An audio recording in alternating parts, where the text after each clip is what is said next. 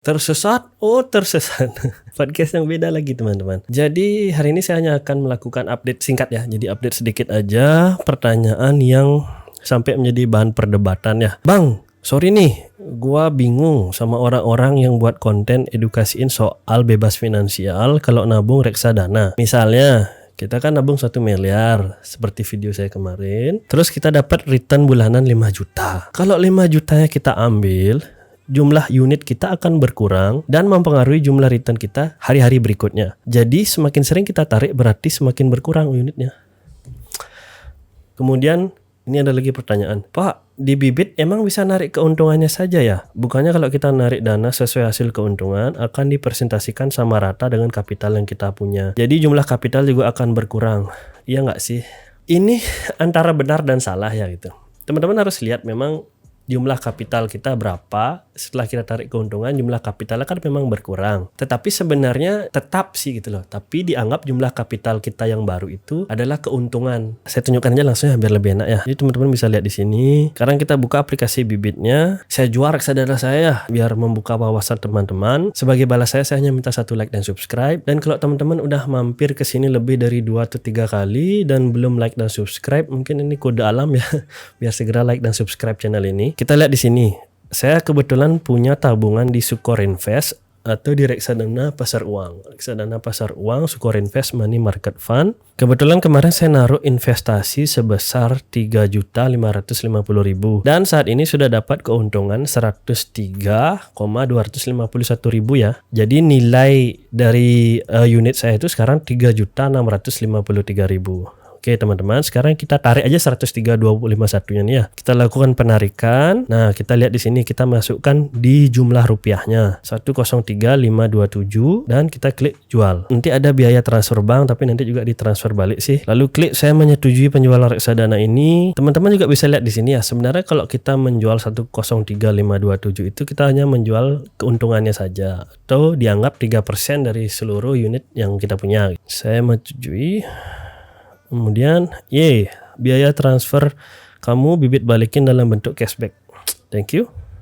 Saya sudah narik 66.0518 unit, jadi unit saya berkurang dan saya dapat sekitar Rp103.527 dan dikirim ke rekening saya. Nah, teman-teman kan bisa cek lagi di sini. Tadi kan kita punya uang itu Rp3.653.250. Kemudian kita kurangi 103,527. Jadi sisanya itu adalah Rp3.549.723. Teman-teman bisa cek lagi di bibit. Nominal nilai uang kita sekarang itu benar, masih 3.549.723 karena kita sudah narik keuntungannya tadi. Memang di sini dikatakan kita tarik itu adalah modal investasi yang kemarin 3.550.000 itu menjadi 3.449.000. Padahal sebenarnya ini sih bibit agak sesat sih. Nilai sekarang itu masih Rp3.549.723. Nah, dengan asumsi seperti itu, misalnya nih kita nabung 1,1 miliar, terus kita dapat keuntungan 7,5 juta. Kalaupun hari ini saya narik 7,5 jutanya, kapital saya tetap akan menjadi 1,1. Kalau nggak seperti ini, kapan kita mau mandiri finansialnya gitu loh. Masa kita nabung 1 miliar atau kita nabung terus-menerus setiap bulan dan kita nggak narik-narik. Jadi kalau teman-teman memang dengan 5 juta misalnya cukup untuk pengeluaran sebulan, ya silakanlah nabung 1 miliar aja. Kan sudah selesai cerita gitu. Tapi ini kita tidak membahas inflasi ya. Kita kan harus tahu inflasi di Indonesia itu 8-10% setiap tahun. Jadi kalau inflasi itu kemampuan uang kita membeli barang itu berkurang. Kapitalnya tetap 1 miliar. Kalau misalnya kita beli barang dengan harga 1 miliar di tahun ini, tahun depan tuh harus 1,1 miliar gitu. Barangnya naik harganya gitu loh. Inflasi itu sesuatu yang bagus dan sesuatu yang buruk juga gitu loh. Jadi kalau teman-teman tidak menabung uang di tempat yang memberikan bunga yang menyaingi 10% ini, uangnya rugi gitu loh. Karena uangnya kan terus menyusut nilainya. Apalagi teman-teman naruh di bank biasa atau naruh di bawah kasur. Kalau di bawah kasur apalagi kan pasti kalah dengan inflasi. Jadi usahakan cari tabungan yang memberikan bunga mendekati 10%. Ya kalau di bibit ini kan 8,8 lumayan lah. Kalau di saham memang bagus ya sampai 25-40%, tapi resiko turunnya juga lumayan. Jadi kayak roller coaster. Diseimbangkan aja, sebagian taruh di reksadana, sebagian taruh lagi di saham gitu. Kenapa terjadi inflasi? Kan karena kan pemerintah itu kan mencetak uang terus-menerus ya. Jadi nggak ada nilai batas maksimalnya. Ya nggak nyetak-nyetak langsung sih, kan ada analisanya, penilaiannya.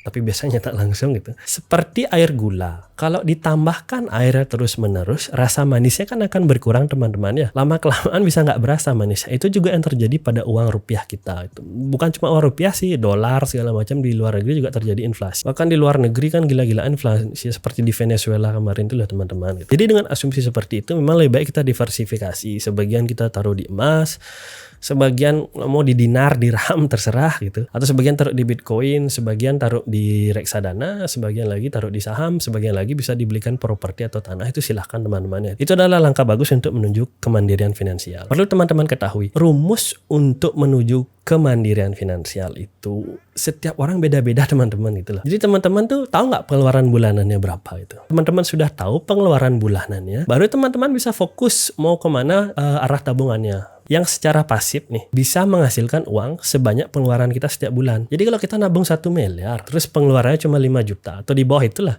ya udah aman, silakan pensiun gitu. Tapi kalau misalnya seperti saya rinci kok pengeluaran saya setiap bulan tuh, bahkan setiap hari saya rinci, jadi setiap bulan tuh dapat pengeluaran rata-rata berapa. Misalnya sampai 100 sampai 200 juta pengeluaran saya setiap bulan ya. Banyak Pak. Nah kalau sudah 100 dan 200 juta berarti kan dengan 5 juta sebulan kan kurang. Makanya saya menaruh target itu adalah 25 miliar. Kalau 25 miliar saya sebulan dapat 183 juta. Lebih dari cukup kan, saya bisa pensiun dengan tenang gitu loh. Makanya saya sudah bilang berkali-kali, terminal akhir, tujuan akhir orang menabung, investasi, bisnis itu beda-beda. Makanya dengan asumsi seperti itu jangan maksa naik bus, jangan maksa naik angkot yang sama gitu. Saya sampaikan sekali lagi, video ini tidak ada maksud untuk edukasi, tidak ada maksud untuk menggurui. Saya murni hanya berbagi apa yang saya lakukan ya teman-teman ya gitu.